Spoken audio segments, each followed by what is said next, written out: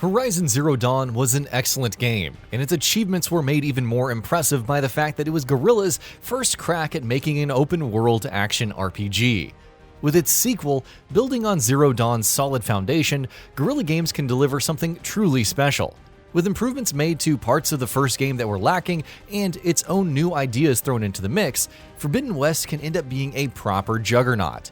Here, we're going to go over our Horizon Forbidden West wishlist. Want: better stealth. Horizon Zero Dawn's combat was easily the game's highlight, but by that same token, other alternative mechanics were not that good. Stealth, for instance, was far too limited and restrictive, made even worse by AI that was passable at best and downright terrible at worst. In an ideal scenario, stealth in Forbidden West will be de-emphasized, but even if it's not, it should at least be much better. Quiet. Don't go through all of this to wind up trampled by a frightened herd. Nice and quiet. Okay, here it goes! Don't want: Zero Dawn's crappy melee combat. Zero Dawn's disappointing stealth stood in stark contrast to its excellent combat, but the melee combat was even worse. It was so bad, in fact, that it would have been a significantly better game if there had been no melee options whatsoever. Horizon's strengths lie in its ranged combat encounters, and we definitely hope to see a lot more of that in Forbidden West, but the melee options need major improvements. Want: better exploration. The post-apocalyptic setting of Horizon is absolutely fascinating, and getting to explore the beautiful sights and vistas of its world is an amazing experience. But there's definitely some room for improvement in the exploration department. Zero Dawn didn't really encourage exploration all that much, with the exception of a few activities like the excellent cauldrons or the generic enemy camps. So this is definitely another area where we're hoping to see Forbidden West make significant improvements. Give us more reasons to want to go out and explore the open world environments, please. Want: better side quests. Of course, one of the best ways Guerrilla can encourage exploration is by populating it with compelling side quests. Side quests in Zero Dawn were not bad by any means, and a few were legitimately great, but having a far more consistent bar of quality would definitely help Forbidden West world feel more alive and dense. Side quests can also be used to add to the world building and lore to great effect, so here's hoping we see Forbidden West do just that. Don't want: needlessly large map. Especially in today's day and age, all too often we see open-world games falling into the trap of bigger is better. Bloat is a problem that has dragged down even the best of open-world games in recent years, and can dilute the quality of everything from world design to pacing to optional content. Forbidden West needs to make sure it avoids that pitfall. Zero Dawn did an excellent job of delivering a world that felt massive without ever feeling too massive, so we're hoping Guerrilla Games will keep walking down that road. Want: more city environments.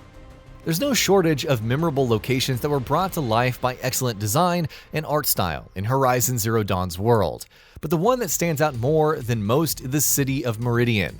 That moment when you first lay eyes on it, when you enter the city proper and walk amongst its denizens and learn more about what makes them tick, well, it was truly magical. So obviously we want more of that in Forbidden West. A few more bustling city environments with fantastic visual design and atmosphere would contribute significantly to the overall quality of the game's world. Don't want: Zero Dawn's terrible facial animations. In a game as large as Horizon Zero Dawn, you obviously expect a few technical issues here and there, unless it's made by a team with the endless budget and manpower of Rockstar. Zero Dawn took a few hits in the facial animation department in particular, with side characters, especially the ones that appeared in side quests, having some of the worst facial animations imaginable. With more experience under their belt and being able to focus on content and polish now that they have the engine and codebase for their game, hopefully Guerrilla will be able to put out a much more polished product with fewer technical hiccups. Want: riding flying machines. Being able to take control of machines and then using them as mounts might seem like a fairly ordinary gameplay mechanic given Horizon's setting, but it's one that holds a lot of potential. Specifically, the idea of being able to turn flying machines into your personal mounts is an exciting idea. Given the fact that Forbidden West is also releasing on the PS4, one has to wonder whether the console's technical limitations will allow Guerrilla to implement flying mounts into the game. But if they can somehow manage to do just that, traversal and exploration would improve significantly. Want: Turf Wars. Having a world that's populated by multiple kinds of mechanical monstrosities that roam the wilds holds the inherent potential of excellent infighting mechanics. Horizon Zero Dawn already tapped into that potential to some extent, and had systems in place that allowed different kinds of machines to dynamically lock horns with each other without you ever getting involved. So what do we want from Forbidden West? Well, more of that, please. Put greater emphasis on those systems, allow players to leverage those turf war mechanics more frequently and to much greater effect, making it a much more integral part of not only the combat, but also of the open world design would make things much more dynamic and unpredictable. Don't want: excessive usage of focus. Detective vision, or Witcher sense, or whatever you want to call it, has taken over game design over the last decade or more, and we've now gotten to a point where developers constantly keep making use of that mechanic excessively, to the extent that it's almost become a crutch for many games. Zero Dawn called it the focus, and while the game's story did provide enough contextualization for it, there's little doubt that it relied on using the focus maybe a bit too much. Hopefully, Forbidden West will dial that back a bit, because constantly having to use it definitely takes you out of the experience a bit and tends to make things a bit too monotonous. Want: better climbing. Another one of Zero Dawn's bigger issues was its restrictive traversal and movement mechanics. In particular, its climbing felt a bit too limited. There was almost zero room for failure. Movements felt too mechanical, and options were too limited. If Forbidden West does indeed want to keep climbing mechanics around, and it definitely should, it should ensure that they return with significant improvements.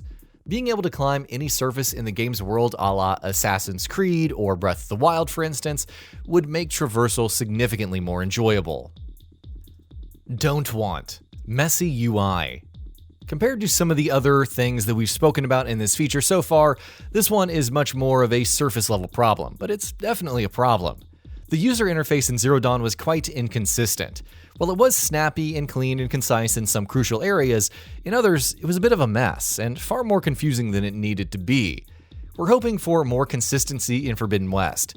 Now that Guerrilla have a much clearer understanding of what kind of a game that they're making, hopefully they'll be able to address such issues as well. Want: deeper RPG mechanics. Horizon Zero Dawn was technically an action RPG, but let's be really honest about what it was. It was an action-adventure game with light RPG elements, and even many of those were far too shallow and simplistic.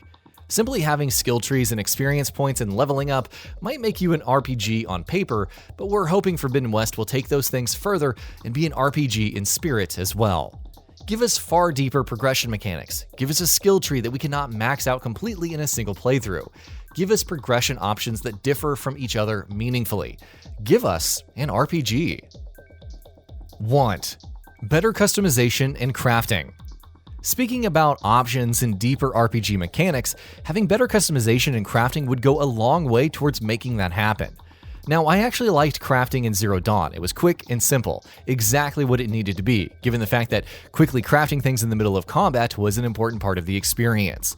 But why not also give players the option to engage in much deeper customization and crafting mechanics for things such as armor and weapon components outside of combat?